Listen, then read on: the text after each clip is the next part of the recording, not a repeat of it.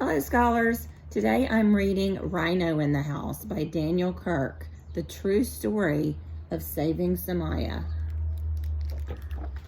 This is a map of the world, and the setting of this story takes place on the continent of Africa. And on the eastern side of Africa is the country of Kenya, and the city name is Lewa. Everyone needs a safe place to live. Anne Mertz wanted the rhinos of East Africa to have a home where they would be free from danger. There were men who wanted to cut off the rhinos' horns and then sell them to make medicine and other items. So Anna found a special place, a sanctuary on thousands of acres of rolling plains called Lewa Downs. Anna had a big job ahead of her.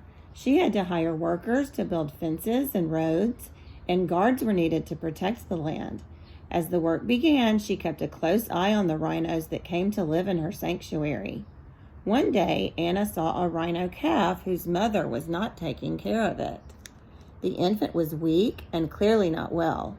Anna knew that without help, the abandoned calf would not live. So she wrapped it in a small rug and took it home to her ranch. Anna named her Samaya. For weeks, she kept the baby warm and nursed her with bottles of special formula, hoping that she would survive. And at night, to keep Samaya from getting lonely, Anna brought the rhino to bed with her. She found that reading to the little animal calmed her down. Samaya soon grew strong and noisy. She followed Anna around the ranch the way a young rhino would follow its mother. She made funny sounds that Anna did not understand, but Anna learned to understand what Samaya's sounds meant.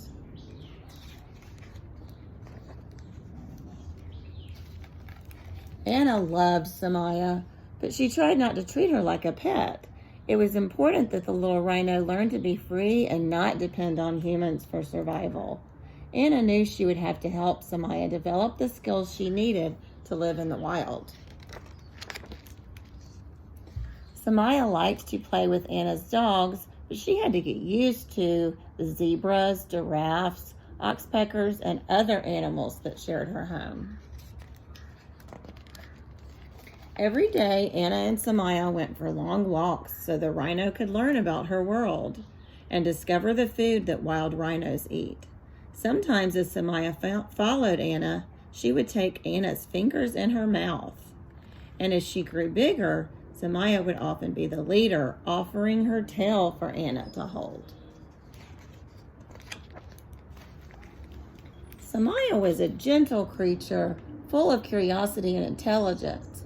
Still, it was not easy having a young, frisky rhino around all the time, especially since she weighed as much as a small car.